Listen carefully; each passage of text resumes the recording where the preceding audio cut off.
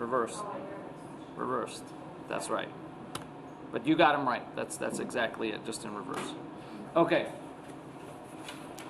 Excellent. So any questions from last time? Wherever we get to today is where we end for the exam. Okay. My last class is actually a little behind, so we may then take a couple of slides back. If I can get them up to the same place, then I will. I'll let you know if that happens. We already went through this slide. Is that true? All right, somebody would kill the lights. Oh, that's what I keep forgetting to do. So, with regards, that's an announcement I need to make. With regards to Phys next semester, do me a favor. Do not contact the chair of biology, please. Okay? I know there's only 2 sections of Phys. I know there are 3 sections of anatomy. I know that 3 don't fit into 2. I get it. I've done the math. Okay? What'll happen is when you're registering, as soon as those sections fill, send all of your emails to Dr. Miller. He will put you on a waiting list, and then we'll start the process of whatever the process is. Hopefully it's adding another section. I know it doesn't seem to make sense, but I've been asked by the powers that be. So don't contact the chair of the department yet. Don't contact the chair of the department at all. Contact Dr. Miller once you start registering, okay? Just for me, not for anybody else. Just do it for me, please. Thank you. All right, that's what I keep forgetting. All right, so we went through this slide. All right, so the peripheral nervous system is divided into what's called the somatic and the autonomic nervous system. Okay? The somatic nervous system is the voluntary nervous system. Right? Your skeletal muscle is part of the somatic nervous system. So it's everything that you can control. The autonomic, I like to remember it as sort of the automatic. It's the stuff that's subconscious. For instance, your heart rate regulation, your breathing regulation, right? All of the things that happen and you're not aware of them as they're happening. Okay? So these are the 2 subdivisions of the peripheral nervous system. Here's a question. The first question for the day.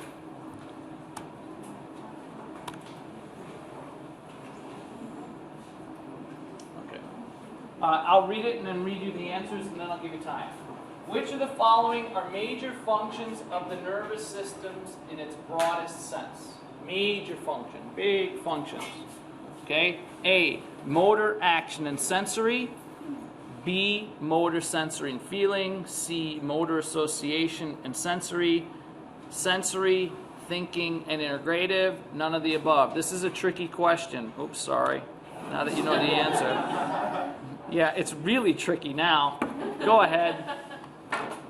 Guess what you would have. Sorry about that. Pretend like you didn't see it. Really tricky. Gosh. At least make me feel good. Somebody get it wrong.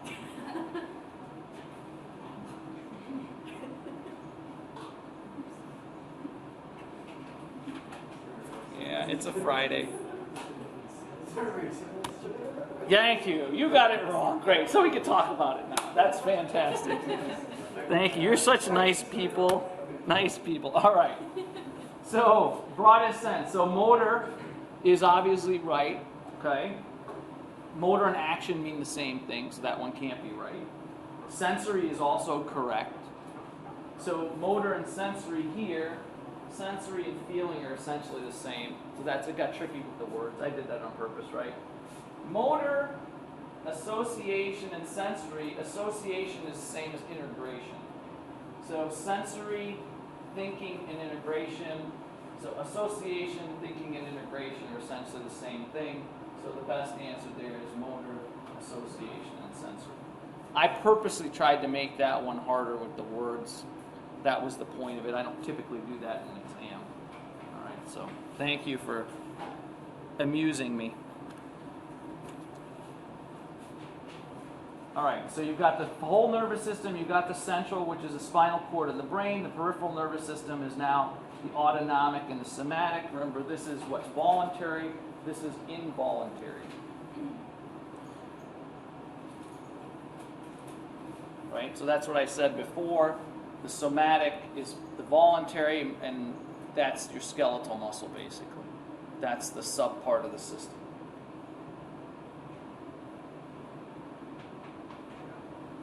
The autonomic, again, controls things like smooth muscle in your intestines, your stomach, your blood vessels, your heart, other types of muscles that are smooth, right? Glands, they're involuntary. All of that falls under autonomic.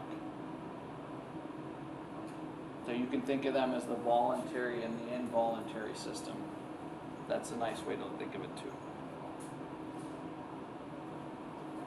The autonomic nervous system is then further subdivided into the sympathetic and parasympathetic. You spend a lot of time next semester in phys talking about these two systems. They're kind of like the yin and the yang of physiology when it comes to this. Right? So they're called the sympathetic and the parasympathetic system. Right? So you can take this and you can further subdivide it into sympathetic and parasympathetic. Right? The sympathetic is what I like to call the fight, flight, or freeze. So this fight, flight, or freeze. It's activated during times of physical or extreme emotional distress. Most people will say it's fight or flight.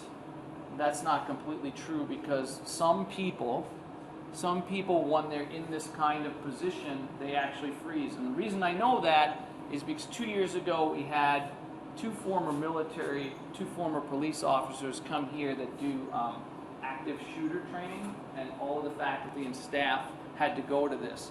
And one of the things that they brought up is that some people in that situation freeze under those same circumstances. So I had to add it to my little talk here, because not everybody will run and not everybody will fight, and some people will just freeze. So that is part of the normal response. It's unfortunate because when you freeze, bad things can happen to you. Activation may result in a pounding of the heart, rapid and deep breathing, cold and sweaty skin, and dilated pupils. Your body is now getting ready for some kind of bad thing, right? So all of the systems that are able to help you are now upregulated.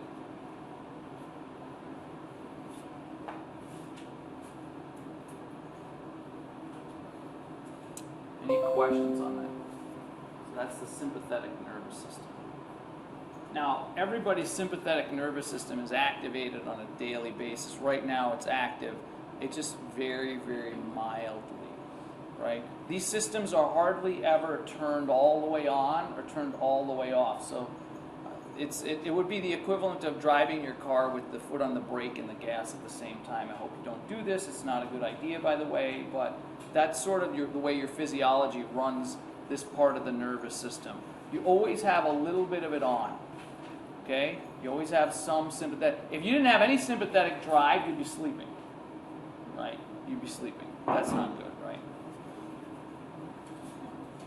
Parasympathetic division controls resting and non-stressful situations, sometimes referred to as rest and digest. Unfortunately, currently in the Western world, specifically in the United States, we do have overactive sympathetic nervous systems. So we're constantly pushing harder and more, sleeping less, taking care of ourselves, not as much. And so that results in a sympathetic nervous system that is out of whack. Okay?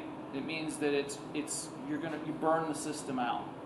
So you start having all kinds of things like, I had a student last year at bronchitis 3 times and then got pneumonia. I looked at him and I said, here's what you need to do. You need to go to sleep. For the next week, you need to sleep 8 to 10 hours. And he looked at me like, I can't do that. I'm telling you, you need to, because if you don't, you're going to continue to get sicker and sicker, because pneumonia is an opportunistic disease. The only people that get pneumonia are people that have AIDS and people that are immunocompromised. So if you as a 20-year-old have pneumonia, then you're immunocompromised, which means that you have to now start doing things to fix that, and medicine's not going to do it. So parasympathetic is the opposite of that, right? So parasympathetic is something that you would come out if you relax, do something relaxing, whatever that is to you. All right, cells of the nervous system. There are two major cells. By the way, there are additional parts to the nervous system that I put a diagram together for. There are two major cells. There are neurons and then glial cells. Neurons, just like muscle cells, are the only two cell types that can be activated electrically. Right? They can actually do something with that electrical current that comes through there. Glial cells don't. You run electric current through them all day, but they don't do anything. They do things, but they don't do things in terms of activate muscles. Okay? So this is that diagram. I'll go through it a little bit with you. So you've got the nervous system, you've got central, which is spinal cord and brain, right? And then these are all the parts. We're going to get to all of this when we do the brain, right? So this is not on this exam. This is just a diagram. I'm not going to ask you anything on this, but this is a diagram that shows you the whole system, right? So you've got the forebrain that's got these parts right here, the telencephalon and the diencephalon. You've got the midbrain, and then you've got the hindbrain. These are the older parts. These are the newer parts, right? You and I as human beings have this. The other great apes have this, but most animals only have either these first two or the first three. They don't have all four of the parts. So then these are the divisions here. On this side, in the peripheral nervous system, we have the motor efferent divisions, so somatic and autonomic, and then we come down to sympathetic comparison. I just wanted to put this together to show you how it all works together. And again, this stuff we're going to get to when we do brain, which is the next section. We're not getting to it before the second exam. So you can I think I'll test this on the final exam. So don't worry about this one. Okay. Yeah, don't worry about this. This was part of something I'm doing. It's work in progress. Forget about that slide. All right, so glial cells are also called neuroglia. They support cells, like neurons. Okay, they play a supporting role. There are 8 types. Your book doesn't have all 8 of them. I'll read the names and then we'll go through each of the types. So some of them are called astrocytes. Astrocytes are actually the most abundant. Ependymal cells. Okay. Radial glia. So that's one of them that's not in your book. Oligodendrocytes. Your book does have Schwann cells, but it doesn't call them Schwann cells. Okay, so we'll go through that. Satellite cells, enteric glia, and then microglia. So each type has a different function. Astrocytes are the most abundant. Astrocytes are involved in creating the blood-brain barrier. That's a barrier so that not everything that gets into your bloodstream can get into your brain. The astrocytes are involved in that. Ependymal cells actually are the cells that make your cerebral spinal fluid. Your CSF, which your brain is actually floating in your skull. The weight of your brain, if it wasn't floating, it would crush itself, right? So you're floating in cerebral spinal fluid. That's why it sloshes around. Radial glia is a type of immune cell, so it goes through and scavenges. Okay. Oligodendrocytes make the myelin sheath within the central nervous system, so within the brain and the spinal cord. So they wrap around the axons. The Schwann cells do exactly the same thing in the peripheral nervous system. So they do the same thing. They look almost identical.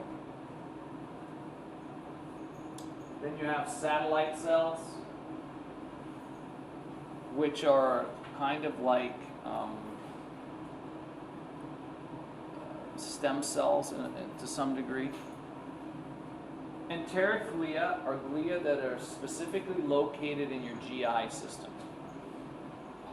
Anytime you see enteric, that means the GI system. And then finally, microglia. Microglia are also there to sort of scavenge stuff up. Microglia can become macrophages, phagocytic. Okay? So you should know all 8 types. Neurons are nerve cells, right? They're not nerves, they're nerve cells that conduct electrical impulses. Those electrical impulses are called action potentials. So when we're talking about the nervous system, those are called action potentials. So those action potential, those impulses go from one part of the body to another. Remember that these neurons are the longest cells in the body. And then you need to know the parts. We went through the parts. That picture, I think, does a better job than this. Right? The cell body is broken down into multiple parts. You've got axons, and then you've got dendrites. Any questions so far on this? Again, this stuff, this is going to pay huge dividends next semester because you're going to come back to all of this terminology, action potential, cell body. So not forgetting would be helpful. Cell body is also called a soma. It basically contains the same thing that every cell contains in different degrees. And it's got some extra pieces that some cells don't have. But anything that you can imagine, anything we went through in that cell section, this has it. So put it all in there. Again, you should know this, the parts here, be able to identify it. Clusters of cell bodies within the central nervous system, so within the brain and the spinal cord, are called nuclei.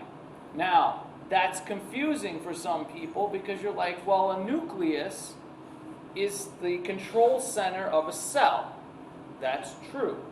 But a nucleus in terms of neuroscience, neuro research, in the brain or the spinal cord is a cluster of cells, neuron cells. So don't confuse the two. It's the exact same word for 2 different sets of structures. Right? So within the nuclei, within the CNS, those cell bodies each have a nucleus inside of them. Same term, unfortunately. Those same clusters of cell bodies, when they're outside of the central nervous system, they're called ganglia. So a ganglion is essentially a group of neurons that are outside of the spinal cord of the brain. That's all that means. So essentially, a nucleus and a ganglia are exactly the same thing, their just location is different. Just like a Schwann cell and an oligodendrocyte are essentially the same thing, the only difference is location. Questions on any of that? So I'm going to show you where they occur. So this is your cerebrum, right? This is your spinal cord. And you're going to notice a few things, and these are frontal plane cuts. This is a transverse cut here. On the outside, right? On the outside here, you've got gray matter. Okay? On the inside, you have white matter. The white matter actually looks yellowish in a real brain. Okay? What does that mean? Okay. Wait a second, that's not what I wanted to do. Alright, so I think there's another slide that does what I wanted to do here. So, does anybody know what's located in that gray matter? Yeah, Teresa. Cell bodies. Cell bodies, that's right. The more gray matter you have in your brain, the better off you are. And it's gray matter that starts to deteriorate as you age. Because the gray matter is where the neurons are. Okay, so the cell bodies are actually located there. So then if the cell bodies are located here, where these nuclei are, then what's yellowish or white? We'll call it white matter, Teresa. Axons, that's right. So all of the nerves, right, that come out of here that eventually flow into the rest of the body are yellowish because some of them are myelinated. And myelin has a yellow color to it. Okay. When you get to the spinal cord, the other part of the central nervous system, the actual two reverse. The gray matter is in the horns here. These are called the horns. And the white matter is on the outside. So you need to know that they're flip-flopped. So what does that mean? Where are the nuclei then located within the spinal cord? On the inside, in the gray matter. They're still in the gray matter. It's just there's a reversal.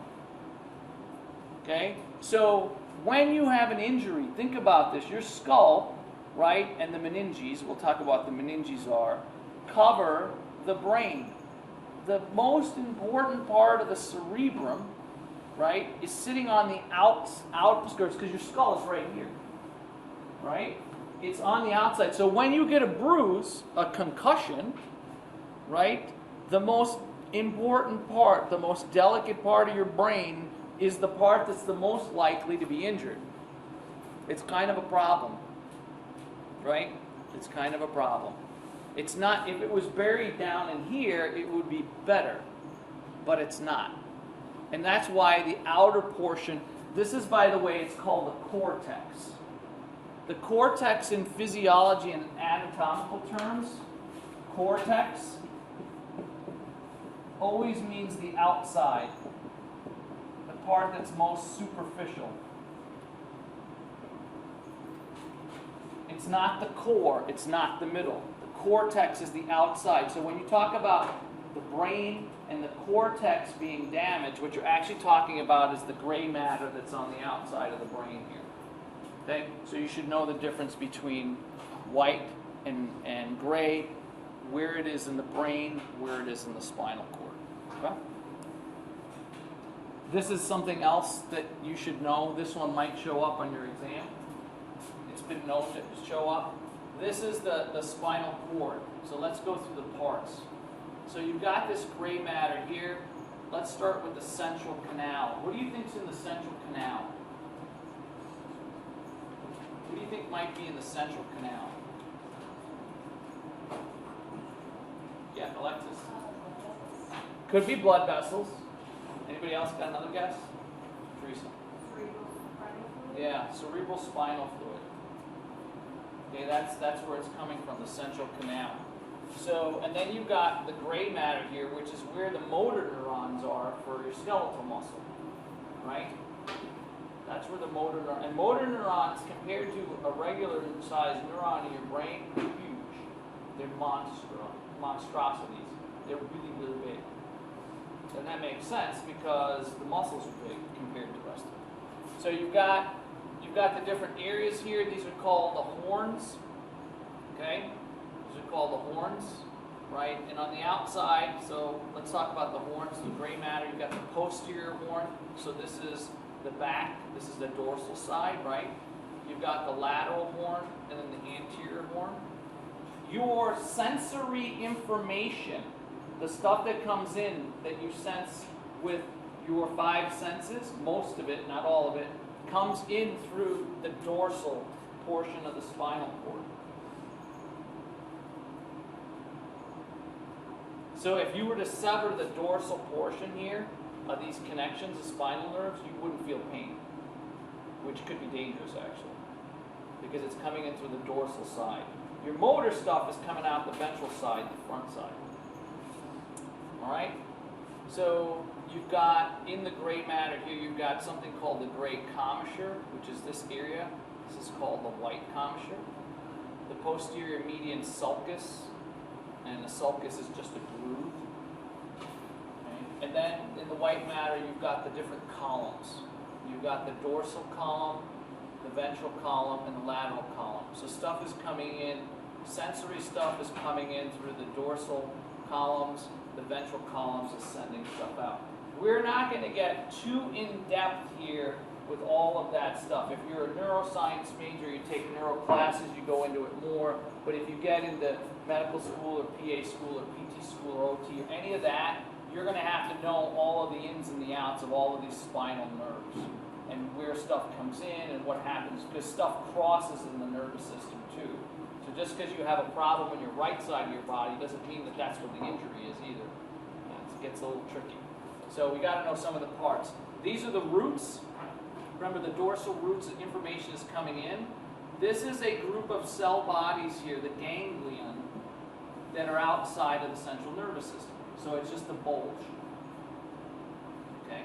And then you have the ventral roots and rootlets. They all come together to form a spinal nerve. You don't have to know all of the spinal nerves. There are lots of them. Okay? So lots of stuff on this thing to memorize. It's been known to show up. But this will pay big dividends eventually to know the basic structure of the spinal cord. All right.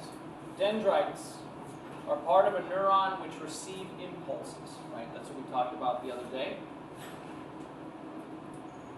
And axons, this is important. Axons carry electrical impulses away from the cell body. It gets a little tricky though, towards another neuron, muscle fiber, or gland. All right, if somebody would put the lights up, please. We're going to have a break here. So I had to do this the other day in one of my later sections. I had issues with the audio-visual system, so they've already had this. So if you're in one of those sections, you've already seen this. So the Martino moment for today is a story about Abraham Lincoln. And I actually just read the original story too. So the way I've been telling it is a bit off, but I'll tell it the way I've been telling it. It doesn't matter really. The outcome is still the same. So towards the end of the Civil War, so Abraham Lincoln is my favorite president for lots of reasons. And there's lots of mythology associated with him, which is really cool. It's not associated with any other president. So how it happened, we don't know, but it did. So it's kind of cool. So during the end of the Civil War, he was visiting an Army field hospital. And in an Army field hospital, there are not only patients, soldiers that have been injured, but there are also soldiers. Does that make sense? So he was inspecting troops and sort of, inspecting the base.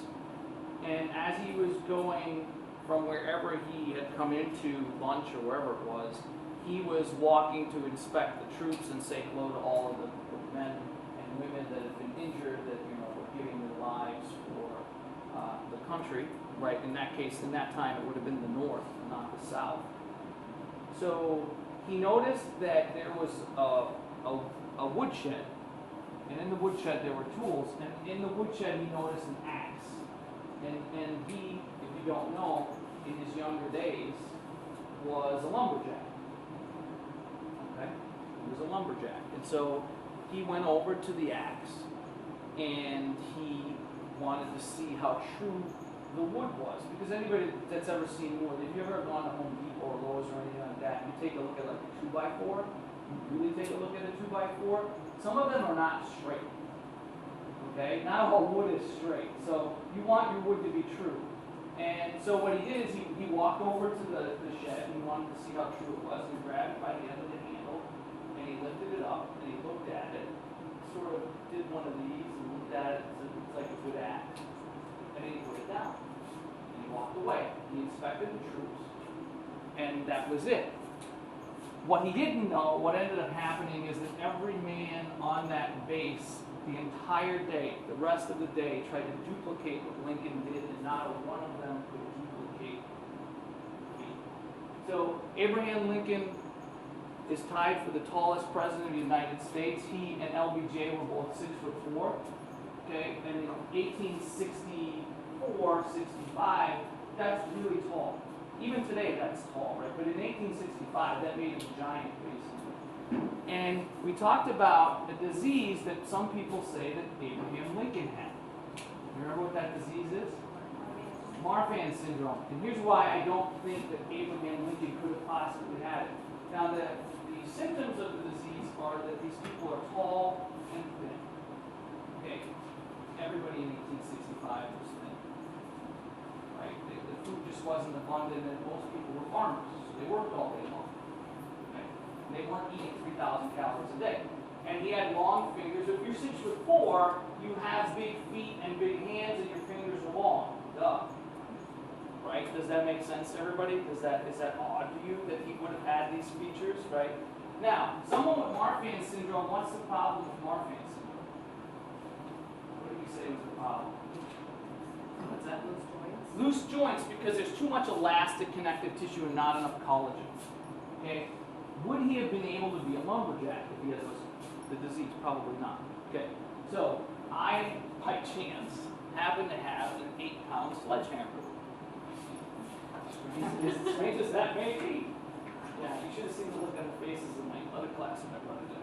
Because I was really ticked off at the audio-visual system, and I walked into the sledgehammer. Martinez lost his marbles, so I was going to beat it up.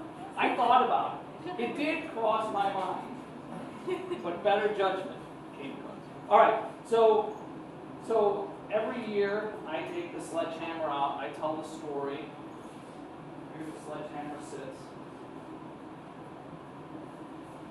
Go ahead. Lift it. It's pretty easy. I had one group, they all lined up. I've never seen so many people line up in one class. Males, females, everybody. Go ahead, try it. There's a lot of big guys here. Girls, take a shot. You're going to grab it by the end. You're going to grab it by here. And just lift it. Hold it, sight it, and drop it. Don't drop it. Place it nicely. Don't drop it. One hand or two? One hand. Don't hurt yourself, okay?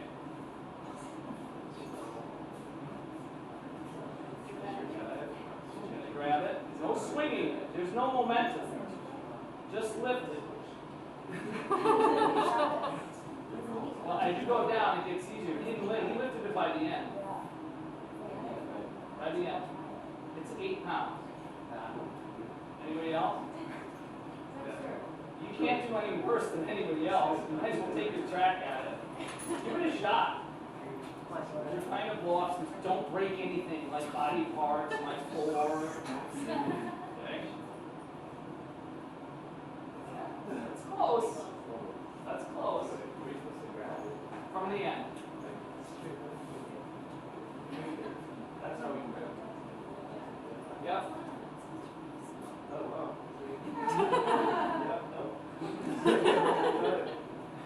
Anybody else? Good shot. Why not?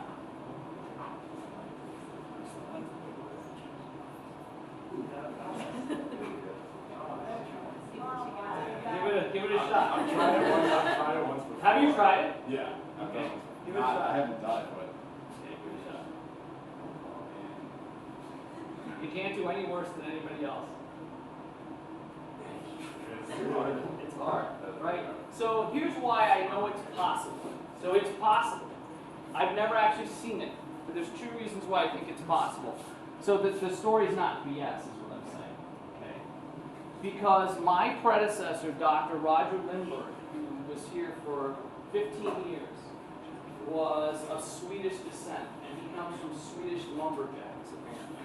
And his grandfather told him a story and showed him that when you're in Sweden, there's a lot of lumberjacks in Sweden. I'm not Swedish, so I don't know. I'm going to take his word for it. One of the tests of manhood was to be able to do exactly what Lincoln did, and his grandfather could do it. There's another reason why I think it's true. There's a man who's now in his early 80s. His name is, get this one, Slim the Hammerman Marvan. He lives in Pennsylvania. Okay? Yes, that's his name. Okay? That's his name. And he holds the world record for levering hammers. And what I mean by levering hammers is to take a hammer, put it out. There's a video of this. You can see him. 2 16-pound hammers. He gets them out off the floor, and then he levers the 16-pound hammers to his nose. He holds them for a second, and then he puts them back. There was a show on TV in the early 80s called That's Incredible. It is no longer on. You remember this show? It's really cool. It had Fran Tarkenton on it, one of the Crosby girls, and John, I can't remember what John's name is. But anyway, they brought Slim the Hammerman on it, and he took a 7-pound axe. I remember it. Took a 7-pound axe that was razor sharp and lowered it to his nose. Now, it looked really scary, but he's done that same feat with two 32-pound hammers. So a 7-pound axe for this guy is pretty much a joke. But to everybody watching it at the time, it was pretty scary because I was a little kid when it happened. So I was like, he's gonna cut his face off. No, he's not. Okay. So anyway, it is possible. I've never actually seen it. I've never had a student be able to do it.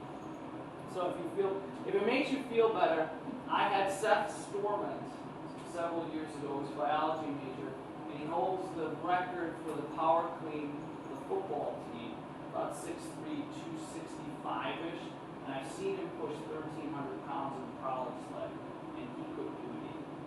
So it shouldn't make you feel bad that you can't do it, because if Seth couldn't do it, a lot of people don't.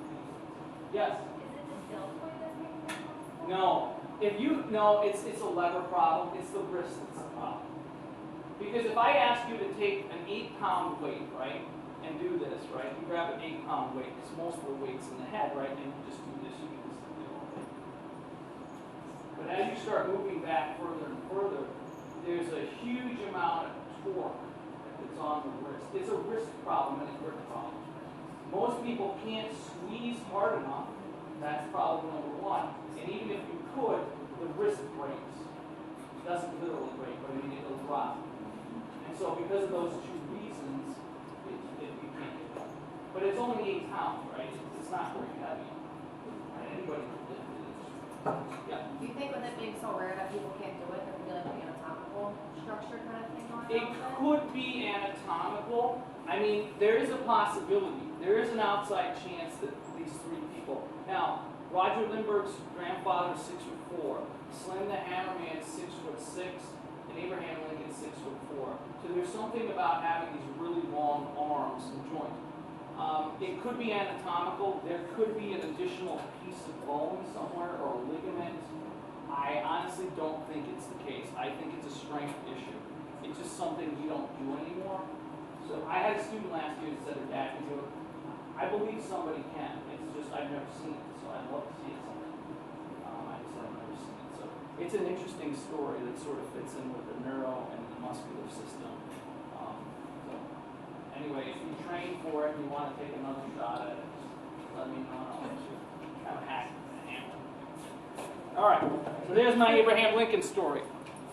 Okay, questions so far on this? If you lower the lights, please. Any questions so far on anything we've done?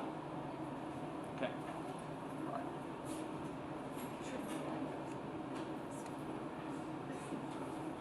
So the bulb-shaped ends of the axon. So we've gone sort of from the spinal cord. We're in the neuron again, right? The bulb-shaped ends. Remember when I drew the synapse, the neuromuscular junction? Those inflated ends of that junction part are called presynaptic terminals, right? Terminal boutons. And they contain synaptic vesicles which store neurotransmitter. So in terms of the neuromuscular junction, that neurotransmitter is always going to be acetylcholine. If you're talking about synapses anywhere else in the brain, it could be glutamate, it could be GABA, it could be serotonin, right? There's lots of neurotransmitters. It could be dopamine, okay? It could be a histamine. So synaptic vesicles release neurotransmitters, and that would be here. Remember, these are the presynaptic terminals. Now, that next semester you'll talk about this in the transport, but those neurotransmitters are made all the way back here and then have to be transported down the axon. So it takes a while for some of them. This explains why there's sort of a reload phase when you do something extreme with your nervous system, because you've got to get it all back in, you got to reload the ends, and it takes time. So this is a nice picture that sort of explains this. I'm not going to hold you accountable for this. This just shows you what starts to happen in order to release the neurotransmitter. This is part of what's called excitation contraction coupling. Again, you'll do that next semester. These calcium channels. But here's the neurotransmitter vesicles, and you can see that they fuse. Exocytosis occurs. They bind with a receptor here, and then you continue the muscle contraction if that's what it is. In this case, this is a neuromuscular junction. Okay. All right. So here's an example of a loop. This is a piece of skin. Imagine that this is a piece of skin in your fingertips. These things here are dendrites, okay? And that these things here are sensory receptors in the skin. You have all kinds of receptors in your skin, right? You have sensors for light touch. You have sensors for heavy touch. Pain, hot, cold, right? All these kinds of sensors are located. So imagine that it's any one of those, and this is the epidermis and this is the dermis. So these have to be located in the dermis. Why? Why do they have to be located in the dermis? Tim? Yes, because the epidermis is avascular, doesn't have any blood vessels, and will not contain any of these receptors. So it has to be the dermis. It's not in the hypodermis because the hypodermis is a layer of fat. Okay? So if you have a sensation that you feel in your skin, it is going to then travel, these are dendrites, up an axon. Here's where it gets a little dicey with the definition of axons, right? There are three types of neurons, per se, from a structural point of view. There's something called a multipolar. That's what you're all used to seeing. So a multipolar neuron kind of looks like this. It's got an axon, it's got all of these terminal ends here, and then it's got these dendrites. And pretty much the information comes in this way and goes out that way. Okay? Then you have what's called a bipolar neuron.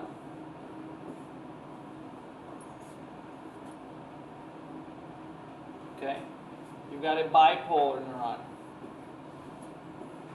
So the axon is actually split off onto two sides. This, what you're looking at here, is what's called a unipolar or a pseudo-unipolar neuron. So this is the axon. The axon is actually taking information from the skin. It doesn't actually take the information to the neuronal cell body. It takes it straight to the central nervous system. So that definition that an axon takes information away from the cell body is still true. Okay? So these are either called unipolar or what are called pseudo-unipolar. All right. Anyway, so you have a sensation, it's picked up, that signal is transmitted through, past the sensory neuron. This is in your spinal cord or in your brain stem somewhere. Everybody with me? These are what are called interneurons. These are these multipolar neurons. They look like your standard neuron here, right? They've got dendrites here, they got axons here. This is where the association occurs. The integration, right? You have the sensory part of the system here. Here's where a decision is made. So typically, if I were to touch something, just this desk, right? This information is going to travel along here. There's really no decision to be made. There's going to be a signal sent to my cerebrum, my gray matter, and then another signal might be sent to my muscles. In this case, which would be nothing. In terms of a response, let's say I do this exact same thing, and let's say that this is a stovetop. Okay, everybody with me? This is a stovetop. Let's say that I am a small child who just climbed up on a chair or a stool, okay, and they're interested in what's going on up there because they can't see it. And they're interested, they're curious, they don't have any fear. Bad idea. So they go up to the hot stove top, and we're going to say that this is a smooth top range, which makes this a little even worse because smooth top ranges are deceiving. They all look the same, right? Even when they're on. It's not like there's gas or fire shooting out. When there's fire shooting out of something, most people look at it and say that's probably dangerous, but no fire shooting out. So if you take your hand and you slap it on that smooth top, what's going to happen? You're going to jerk. Okay? What actually happened in that jerking process? So what do you think actually happened here? Take me through it. So it got picked up by what? Just in generalities. You don't have to use science. Just in generalities. It got picked up by what? Sensors that sense what? Heat, pain. Okay? It travels very, very quickly into here. There's a copy that gets sent to your cerebrum. Okay? This is a reflex now. The copy's sent to your cerebrum. By the time the copy gets to your cerebrum, what's already happened? You've already pulled your hand, right? So, because if you didn't have this override system of a reflex, what would happen? If it had to go to your cerebrum, that would take another second. In that second, you might be dead. Okay? So, this is a reflex arch, but it doesn't have to be. Okay? So, I showed you one where it's not, there's no decision to be made. The other one, yes. Now, the other thing, we'll talk about infants or little children versus adult. Remember, I keep saying that a small child is not a small adult. That child, depending on how developed he or she is, they may actually have their hand on there a lot longer than you and I might. Why? That's right. They're not as myelinated. Their nervous system, you know, if you have a kid that just started to walk, right, and he or she doesn't have much fear. I mean, what do they have to fear in their life? They haven't feared anything, and they can actually get up on a stool and put their hand there. They may actually have it there for quite a while. I mean, we're talking seconds, right, before they actually have. And you've all seen this because you've all seen small children run into each other, bump their knee, right? And what happens when they're real little? There's a delay. Everybody's seen this, right? You're like, he just ran into the door. But he's not crying yet. And then all of a sudden it's like, right? That's what happens. That's because their nervous system isn't fully developed yet, right? That's exactly. So the same thing would happen here. They'd be like,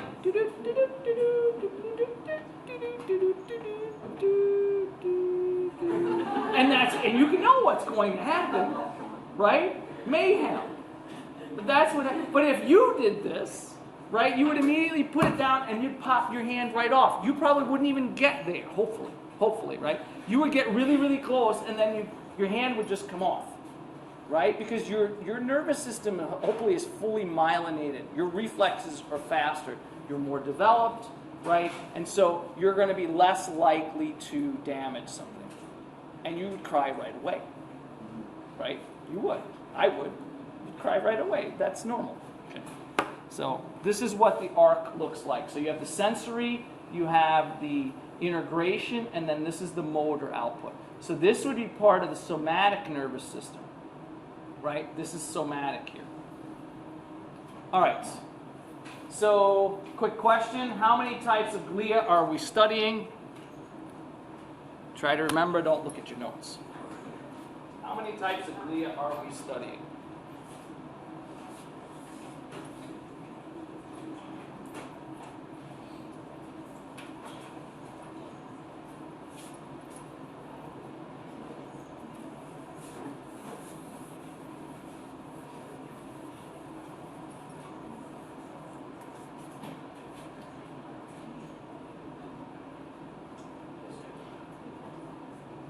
Okay, let's see what we got. This one's a straightforward one. Either you know it or you don't.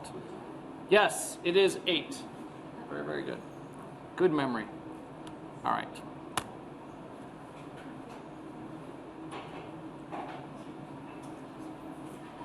All right, so what are we looking at here? This is a type of neuronal stain called hematoxylin and eosin. In short, it's H and E. It's called H and E. H and E stain. That's what you're looking at. It's not that important other than whenever you see a pink and a purple, and what this stain is designed to do is differentiate between living and non-living neurons. Okay? So it's a double stain. The important thing here is that all of the things that are in purple that are large here are neurons. Okay? These little things here are glial cells. Because this is H&E stain, and I know that it's H&E stain because I've actually used it and done this stain, I know that these two neurons here are on the verge of death. Whenever you can start to see a nucleus, that means the cells are dying. If you notice here, this is a little bit harder to see. This one, it's even harder to see. If you can't see the nucleus, it means that they were in good health when you did this stain. But what do you notice about the difference between glial cells, these are glial cells, and there's lots of them, and the neurons? These are neurons. What's different? Just obvious visual differences. Size. So glial cells tend to be very tiny. Okay, what else? Generally, just using this slide, you can make some. What's that? Yeah, there's more of them. Right? There's more of them. There are billions of neurons in your brain. There's more of that than there are more glial cells than there are neurons. Okay? So they're really small. They're always associated with the neurons. So they're in the area of the neurons. Okay? This is a different type of stain just for neurons. This just shows you the neurons in the brain and how they're interacting. You can see the somas, right? You can see this is an axon. Axons tend to be much thicker than dendrites. Okay? You can't always tell if it's an axon or a dendrite, but sometimes you know for sure it's an axon, like this has to be an axon. And you can see that these neurons are interacting with one another. So there are lots of synapses here. When you're born, when you're real little, you have more neuronal connections than you will ever need. Here's the interesting thing. And as you age, your brain prunes away those neuronal connections. Okay? And so this is why it's really, really important for small or young children to be exposed to early childhood education, because what you want to do is you want to keep as many of those neuronal connections as you can. Does that make sense? The more connections you have, the more possibilities you have later on in life, because getting those connections back is very, very difficult. So for instance, children, for example, we know, children that are exposed to, let's say, music, that play an instrument, we'll just pick the piano, we could pick violin, right? Tend to keep more of these neurons when they're older. So they also tend to be the better students. And part of it is because they have more connections. It's like an unfair advantage you now have over everybody else, right? Because you can now process information faster because you have connections that everybody else is losing. So the more of these you have in your brain, the faster you process, right? The more you can hold on to, the more you can recall. It gives you an advantage. This is something called a Nissl stain. This is just another neuronal stain. And you can see that, excuse me, again, the neurons are bigger and the glial cells are smaller.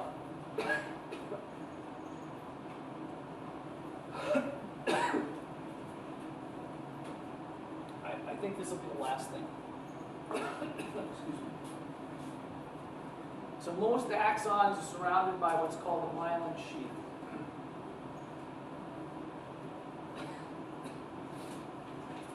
And again, just to reiterate what we said last time, is the myelin sheath insulates the neuron and speed up the conduction of a nervous impulse. Okay. So that's all the information up to this point that you're going to have on your exam next Friday. So what we will do is on Monday and Wednesday I will continue on. Hopefully we'll finish nervous system, we'll get into the brain. All of that information will not be on your exam next Friday.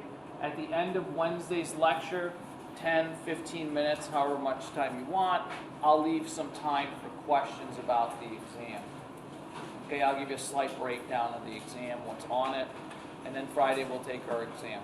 All right, 3 most important things. I'll let you go for the weekend. Nick. The difference between gray matter and white matter and how the location changes from the brain to the spinal cord. Okay, good. Alex, and then Arjun. 8 types of glial cells, basically what each one of them does. Arjun.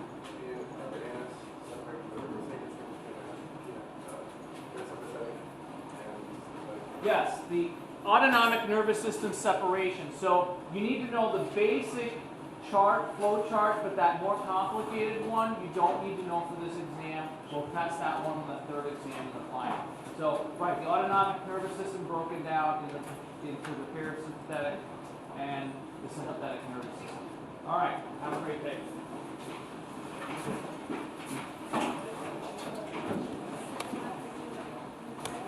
Okay, question. Monday, I have that annoying class in between, like that lunch hour on Monday, Fridays. Could I do Wednesday at noon? Yeah. Would that work for you?